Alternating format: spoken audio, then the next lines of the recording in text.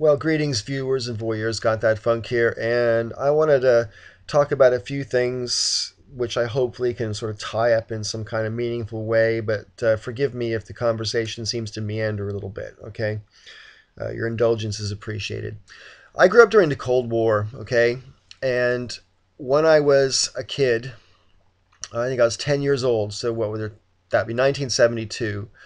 That summer, the principal at my school went on a round the world tour, which took him like 8 weeks or something like that, 9 weeks. And when he got back, it was October, and the school year obviously had already started. And when he got back, there was a lot of fanfare at the school welcoming him back and everything. And then he called the whole school in for an assembly to sort of show us some slides and to give us a lecture about his around the world tour. Well, as it turned out, there was a few slides of various different sites, not many, but most of the lecture in the assembly was about the time he spent in Russia. Now, for those of you who are too young to remember the communist era, at the time, in the most of the Cold War, up until the reign of Gorbachev anyways, Russia was a closed country to the outside world. They didn't really let a lot of foreigners in at all, and they didn't let many Russians out either. It was a closed country, same with China at the time. And anyway, so because he was an educator, though, he was allowed to go. But when he came back to our school and told us all about his trip, he made a big point of telling us about how he was followed around everywhere and he was sure all of his conversations were being monitored and whatever, and they were suspicious of him for possibly being a spy and so forth. And we're talking 1972, height of the Cold War. So frankly, I'm not even really that surprised that there was some sort of surveillance. Communist Russia at the time wasn't exactly a welcoming place to foreigners. So yeah. Anyway, but he said several times during the lecture that he referred to the Russians as the enemy. And at the end of the lecture, he asked if any of us kids had any questions.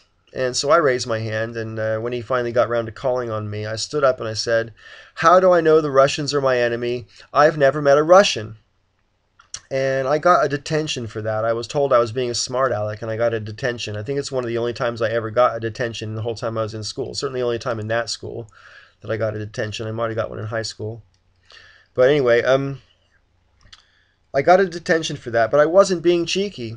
I thought it was a legitimate question, and I was only 10 years old at that time, and I still think pretty much the same way now as I did then. How can someone be my enemy if they've never given me a reason to dislike them? I want to relate this to recent discussions about bigotry and so forth. Because the other day when Coughlin did his response to Thunderfoot in his video, what's the title of the emo troll whore with a mental disorder was Coughlin's video.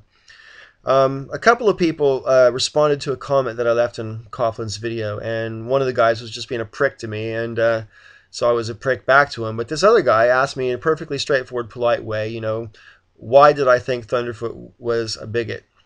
Because I made mention of that in the comment. Because I pretty much think now Thunderfoot's, yeah, that's what looks like that to me, and I'm really having a hard time not seeing it like that. And I don't want to see it like that, but the more I look at some of the past videos over the past 4 months, that's what I've been thinking. Anyway, so I said so in a comment.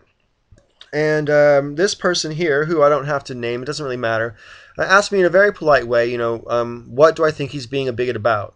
And I said to him that I feel that Thunderfoot, if criticizing religion is always okay with me. If you want to criticize a religion, criticize its tenets, criticize, the scripture, the mythology, whatever, and some of the idiot beliefs, by all means do so. But when you start labeling people and as if everyone in the whole religion believes exactly all the worst parts of their religion and so forth, and everyone is an extremist and blah blah blah. Even if you don't come right out and say it, if you're intimating that, and to me that's bigotry. It really is. So I said something along these lines to this person in the comment, and they said something back to me about how they can't see Muslims as... well, I'm going to read you the final comment. I can't go swimming through all of Coughlin's comments to find the whole conversation. I'm just going to read you the final comment here, because I basically said you can't throw away... you can't be prejudiced against all Muslims and then say you're not a bigot. You know, that's just my opinion. Anyway, and here's what this person said to me. Here's the problem. I simply cannot trust someone whose grasp of reality is so poor as to think that some all-powerful entity with a message vital to the well-being of our entire species would provide that message to an illiterate merchant turned warlord in the middle of a desert and in only one untranslatable version.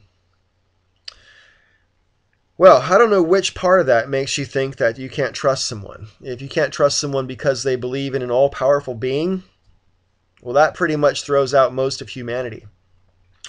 If you can't trust someone because of all of those circumstances and you can't dissect it and say any one of those things makes it more sort of reprehensible than the other, you know, fair enough. But I don't really get this because, frankly, I don't see any real difference between the problem with Islam as outlined by this guy right here and the problem with Christianity or any other major religion. You know, are we really saying that, you know, if you're not going to trust someone because an all-powerful being gave a message to Muhammad, what about the spiritual sperm issue? I mean, you know, are you really going to trust someone who actually believes that a teenage girl was given a DNA sequence spontaneously in her womb without a template, and that the resulting child lived a sin-free life without ever doing anything wrong, and that he...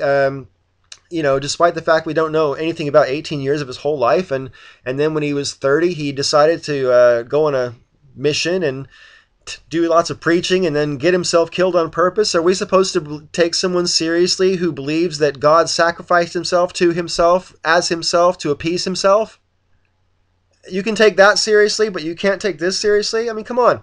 You cannot look at religious people and say, you're crazy because you're religious. That is a form of bigotry. I'm sorry, but it is. You know, crazy is not something you should be throwing around lightly at people anyway. I mean, this whole idea is bizarre to me. You know, I think that in a literal sense, believing in a God is delusional because it's believing in something without any evidence or proof that that something exists. And by definition, that is a delusion. However, I don't think for 1 minute that people who are believers in God are crazy people. I mean, there are some crazy people who believe in God, but they're not crazy because they believe in God. That's not the only thing that makes them crazy if they're crazy. There's other factors that make them crazy if they're crazy. As it's just this whole notion that you can throw out an entire religion because they believe the certain religion that you think is the nutty religion, that's bigotry. It is bigotry. So this guy basically, you know, seems to want to be trying to rationalize his bigotry. And I've been seeing this in comment sections all over the place. People saying, you know, about how, you know, Islam, another guy in a comment section just a minute ago said to me that Islam has earned its disrespect. Yeah, well, you know, it's difficult to respect any belief in God if you want to get on your moral high horse and feel intellectually superior. Then how can you believe anybody, have any faith in anybody who believes in something that's, you know, blatantly obviously not real? But you can't live your life like that. The world is full of people who believe in some kind of higher power.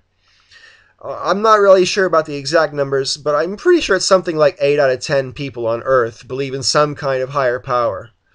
So, you know, what if people decide that crazy means abnormal? Surely those of us without a belief in God are the abnormal ones because we are not part of the majority.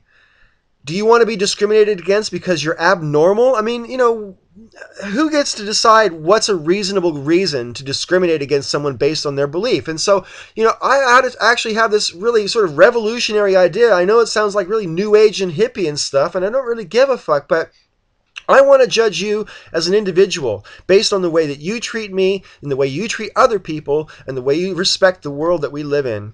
That's how I want to treat people. And I want to treat them as individuals. I don't want to treat people by the groups that they supposedly belong to.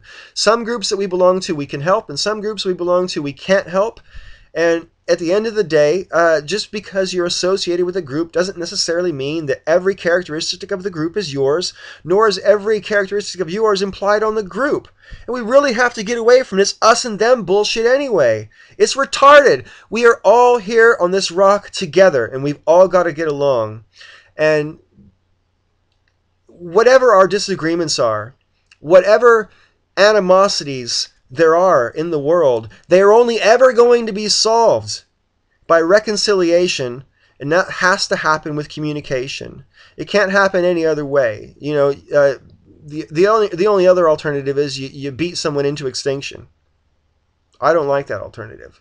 People need to talk more, man. They need to talk more about and try and understand each other. If there's someone that you disagree with, you should try talking to that person, not talking about that person and what you think they disagree with. Find out what they actually disagree with. Find out what common ground you have. Try to build on the common ground until the parts that separate you become less relevant, because the parts that you have in common are the parts that you give value to. All right. I think I've ranted enough. I didn't really mean for that to turn into a rant. And I'm sorry if I didn't really necessarily finish off the thought I started with, but there we go. Anyway, this has Got That Funk. I have no idea what I'm going to title this motherfucker. May all your ups and downs be ups. And I'm going to do another video on the subject of modern art and stuff next.